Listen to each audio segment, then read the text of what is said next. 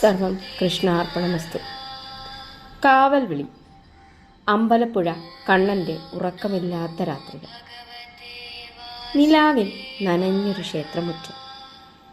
രാത്രിയുടെ നിശബ്ദത. അത്താഴ പൂജ കഴിഞ്ഞ് അടയ്ക്കാനൊരുങ്ങുന്ന നട. അപ്പോൾ ഒരു വിളി ഉയരും. വാസുദേവോ. ആ വിളിക്ക് ഒരു ദിവസം മറുപടി വന്നു. ഓ. ആരാണ് മറുപടി പറഞ്ഞത്? ക്ഷേത്രത്തിൽ ആരുമില്ലെങ്കിൽ പിന്നെ ആര്?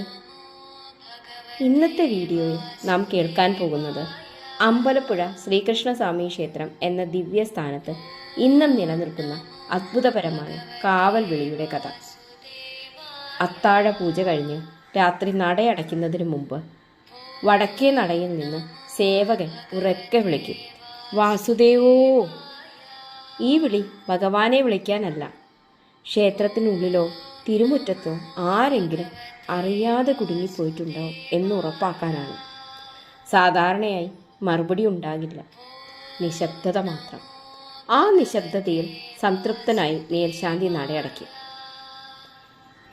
എന്നാൽ ഒരു രാത്രി വർഷങ്ങൾക്ക് മുൻപ് പതിവ് പോലെ സേവകൻ വിളിച്ചു, വാസുദേവോ. പക്ഷേ അന്ന് പതിവ് തെറ്റി. ഇരുളടഞ്ഞ കോണിൽ നിന്ന് ഒരു മറുപടി, ഓ. സേവകൻ നടുങ്ങിപ്പോയി. ഇത്ര വൈകിട്ടും അകത്ത് ആരാണ്? മേൽശാന്തിയെ വിളിച്ചു. വീണ്ടും നട തുറന്നു. ദീപങ്ങൾ തെളിയിച്ചു. ക്ഷേത്രം മുഴുവൻ പരിശോധിച്ചു. പക്ഷേ അവിടെ ആരുമില്ലായിരുന്നു. ആ നിമിഷത്തിൽ ഒരു വിശ്വാസം ഉറപ്പായി. അകത്ത് ഭക്തർക്കായി കാവലിരിക്കുന്ന ഉണ്ണിക്കണ്ണൻ തന്നെയാണ് മറുപടി പറഞ്ഞത്. അന്ന് വീണ്ടും പൂജകൾ ആരംഭിച്ചു. ദീപങ്ങൾ വീണ്ടും തെളിഞ്ഞു. പുഷ്പാഞ്ജലി നടന്നു. ഭഗവാന് നിവേദ്യം സമർപ്പിച്ചു. കാരണം വിളി കേട്ട ഭഗവാൻ വിശന്നിരിക്കരുതല്ലോ.